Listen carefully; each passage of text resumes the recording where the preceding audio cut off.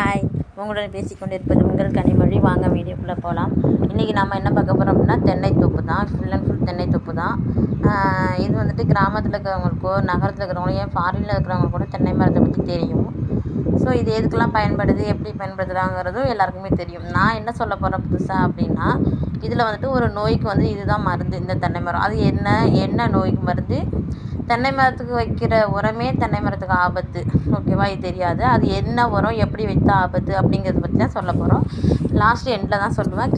மறக்காமல் கிளிக் பண்ணாமல் பாருங்கள். வாங்க வீடியோக்குள்ளே போகலாம். தென்னை மரம் இது வந்துட்டு எங்கள் வீட்டில் தோப்பு ஃபுல் அண்ட் ஃபுல்லு அந்த கண்ணுக்கு இது ஃபுல்லாகவே பெரிய பெரிய மரம். இது வந்து சின்ன சின்ன மரம் எங்கள் மாமா வச்சுருக்குறாங்க.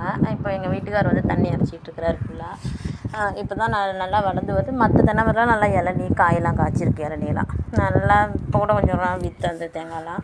ஸோ இது வந்து செவ்வழனின்னு சொல்லுவோம் இல்லையா, அதுதான். ஸோ எல்லா தென்னை மரமுமே இது தான். இதில் வந்துட்டு மரத்துலேருந்து மரம் காய்க்கிற பாலை இது எல்லாமே ஒரு வீட்டுக்கோ இல்லை மருத்துவத்துக்கோ மனிதர்களுக்கோ விவசாயத்துக்கு பயன்படுத்தக்கூடிய ஒன்று தான். ஒன்று ஒன்றா சொல்கிறேன் கேட்டுங்க. ஃபஸ்ட்டு மரம். தென்னை மரம் வந்துட்டு எதுக்கு அப்படின்னா தென்னை வாழை போடுவாங்க. அதாவது இந்த ஓட்டு வீடு, இந்த மச்சி வீடுலாம் கட்டுவாங்க இல்லையா, அதுக்கு இந்த தென்னை பாலை அந்த மரத்தை ரெண்டாக வெட்டி அதில் சரி பண்ணி போடுவாங்க ஃபஸ்ட்டு மரம்.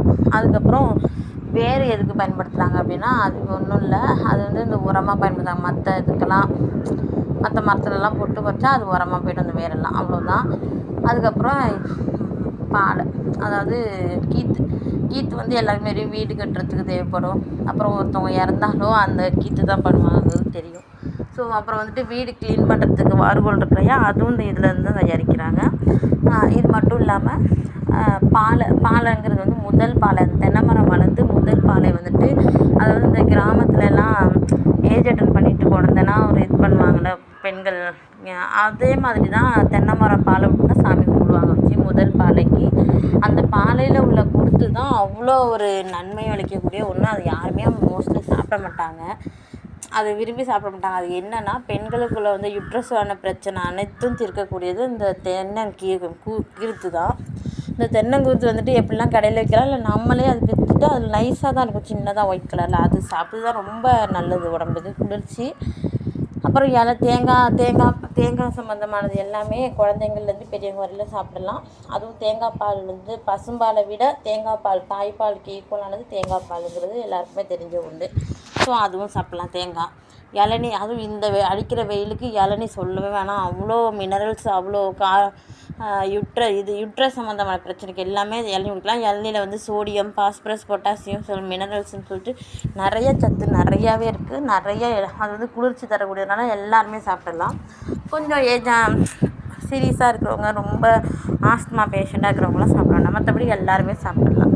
ஆனால் இதில் என்ன அப்படின்னா, இளநீ குடிச்சிட்டு நல்லெண்ணெய் வச்சு குடிக்கக்கூடாது அப்படின்னு சொல்லுவாங்க. ஆனால் சில பேருக்கு சில ஹீட்டு உடம்புக்குலாம் அதெல்லாம் ஏற்றுக்கும், அதெல்லாம் ஒரு பிரச்சனையும் வராது. வயதானவங்களும் சின்ன குழந்தைங்களும் அப்படி பண்ணாமல் மற்றபடி நார்மலாகவே குடிச்சிக்கலாம். அப்புறம் இன்னொன்று சொன்னால் இல்லையா, தென்னை மரத்தில் வந்துட்டு என்ன நோய்னா, தென்னை மரம் வந்துட்டு இந்த யுட்ரஸுக்கான பிரச்சனை எல்லாமே தென்னை மரம் கொடுத்து அந்த இதுதான் சரி செய்கிறது பாலையே. அதில் வந்துட்டு தென்னை மரத்துக்கு போடுற உரமே தென்னை மரத்துக்கு ஆபத்து தான். அது எப்படின்னா, இப்போ வந்து தென்னை மரம் இருக்குது அப்படின்னா பக்கத்துலேயே எருதெல்லாம் கொட்டி வைப்போம் இல்லையா, அதாவது இந்த மாட்டு சாணம், அப்புறம் நிறைய குப்பைகள் இதெல்லாம் கொட்டுவோம்ல. குப்பைகள் மக்கும் குப்பை மக்கும் குப்பை போட்டால் அது பிரச்சனை கிடையாது, அது வந்து உரமாக மாறிடும். இப்போ நான் இந்த வேரெல்லாம் போட்டால் கூட அதெல்லாம் மாறிடும், அது ஒன்றும் பிரச்சனை இல்லை. இப்போ பாலித்தீன் கவர்லாம் போட்டிங்கன்னா வேர் வந்து முண்டி அதுக்குள்ளே போய் வளருமாங்கிறது கொஞ்சம் கஷ்டம். ஆனால் வளர்ந்துடும் தென்னை மரங்கிறது.